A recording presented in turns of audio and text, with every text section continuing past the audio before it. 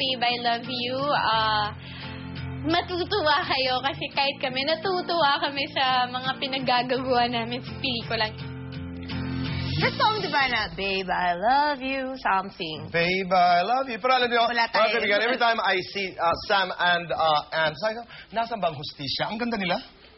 Nasa ng hustisya, makinis ka.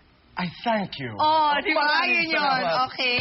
Oh, That made my bungacious life. sa comment yun, Bungacious no? siya. Thank you. Hindi, alam mo, boy, so many people are asking me, ano bang ginawa talaga ni Boy Abunda at kuminis siya? It comes from within. Para naman binaliwala mo lahat ng skincare na nireregalo ko Of sa'yo. course, Chris Aquino is a secret, mga kaibigan. Okay. Sa lahat ng pagkinis ng balat na ito. Hindi, sandali. Okay. Okay. Thank you to our dear friend Pinky Yee of Goldilocks. Salamat, Pinky. Thank you for sharing the schedule. I'll just promote this. I'll be with them sa SMX for the Goldilocks Cake Convention. I'll be there on Sunday at 1 p.m. bago po ako mag-The Buzz. See you there. Again, Pinky, thank you sa pagbibigay mo dun sa schedule na yon. Okay, her career is in full blast na talaga dahil si Erich Gonzalez, social! May rest house na sa Galing. Davao, where Philip Rojas himself is from. Philip Rojas himself. Yes. Okay, at Showtime Judge Vice Ganda, mga kaibigan, binabato ng paninira. Pero ang sagot ni Vice, di niyo ko mapapahinto ang buong kwento sa pagbabalik po ng SNN. Galing sa sister kong si Viel, 2010 Distinguished Woman of Service ang nakuha ko. Thank you, Sanbeda. Si Baby James, magsasabog ng lagim dyan. Sige, gusto mo mag-aral in San Beder, ayaw nila sa'yo. Ayaw. Baka ayaw din nila sa'yo. Mapahiya ang... You're not talking to Baby James. He's not here, okay? Okay. Right. Yun nga pala. Oo. Full Okay.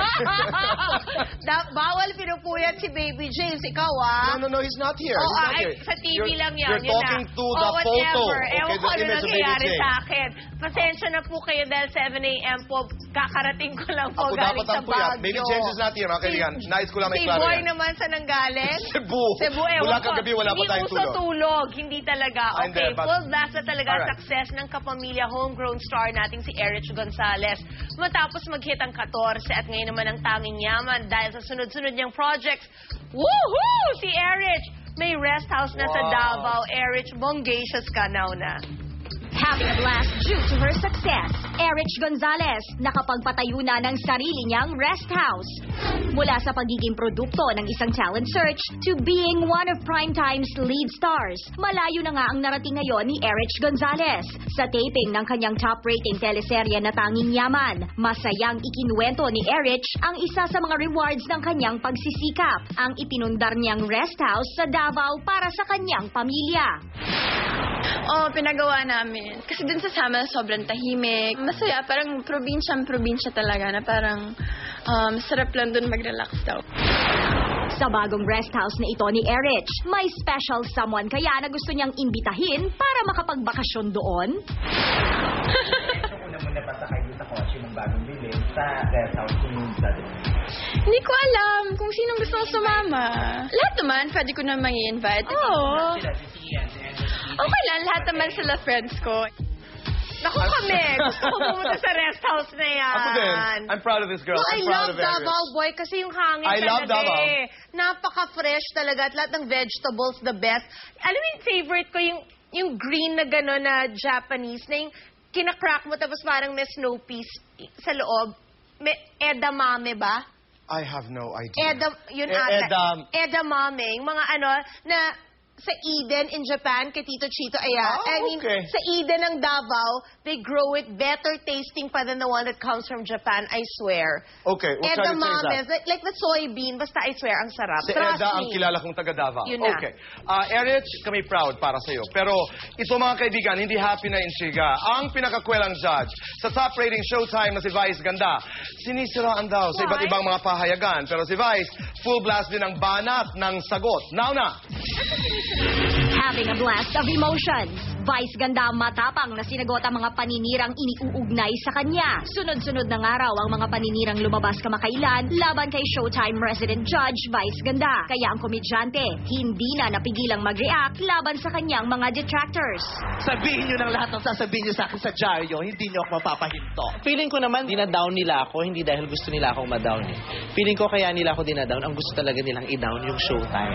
Nagbigay din ng pahayag si Vice tungkol sa ibang pilit raw na gumagaya at tinatapatan ang Showtime. Masayang may gumagaya sa inyo, basta sana ganun din kaganda. Pero dahil hindi naman maganda, nakaka-offend, parang pinastos yung Showtime na, yung programang ginawa namin. Pero okay lang yan, maybe just try harder next time.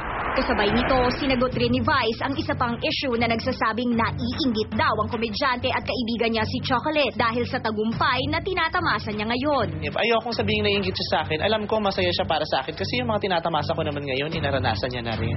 Bago pa ako, sumikat. Nauna namang sumikat si Chocolate. Jugs! Ano? J-U-G-S, Jugs. You know, I saw Vice Ganda and Kim Atienza and Jugs perform sa USTV Awards. Ang galing-galing. Sobra. Kim at Jugs and Vice, I you're just so love Kim. talented. I love my And you know anak. why I'm proud of Vice Ganda? Sabi nga namin ni Louie, ang tagal niyang nagkanta. He was in the wings for a long, long time. He finally found his material. He deserves his success. Talaga. Mabuhay ka, Vice. Okay. Okay. Ako na to. Next up, me. Yes. Kapamilya Primetime Bida shows full blast talaga ang worldwide success. At Journey lead singer Arnel Pineda. Wow, inalis nga ba sa grupo ang Full Blast? Grupo ng Journey? The Journey, I suppose. Oh! Full Blast na katotohanan, mga kaibigan. Malalaman po natin next sa SNN. Fast, ito ang SNN. Grabe talaga ang Full Blast sa pagmamahal ng mga kapamilya sa ating mas pinatindi pang mga primetime bida shows. Kaya, to the highest level ang pasasalamat natin. Thank you, Philippines. And thank you, world. Mario Dumawal Nauna. Tagumpay ang paglulunsad ng bagong primetime bida shows ng ABS-CBN. Nauna na ang reyna ng teleserye na si Judy Ann Santos sa kanyang abot-abot na pasasalamat sa hataw ng ratings ng kanyang teleseryeng Habang May Buhay. Mula staff, crew, hanggang pati mga cast namin, lahat ng direktor na nagdaan sa amin. Kumbaga, dumaan kami sa butas ng karayom at eto na. Nung ipinakita namin sa mga tao, naging napakaganda naman ang resulta at salamat. Ang lakas din ng palo ng ratings ng Agua Bendita na talagang tinutukan ng mga manonood sa unang linggo nitong pagpapalabas. Feeling ko, nananaginip lang ako. Na nakuha ko siya. Kaya hanggang ngayon parang hindi pa siya sobrang nagsisink in. Pero sobrang saya ko po. Kasunod ito ng ulat ng ABS-CBN Corporate Communication na nananatiling overall number 1 sa national ratings noong December 2009 ang ABS-CBN, 48% kumpara sa 31% ng GMA7. Ito'y batay sa datos ng research company na Taylor Nelson Sofres o TNS. Nagbago na rin ang audience share ng ABS-CBN at karibal nitong istasyon sa Mega Manila ratings na sakop ang Metro Manila at ilang kalapit na probinsya. Mula sa agwat na 9 points noong February 2009, 2 points na lang ang lamang ng GMA7 na 39%.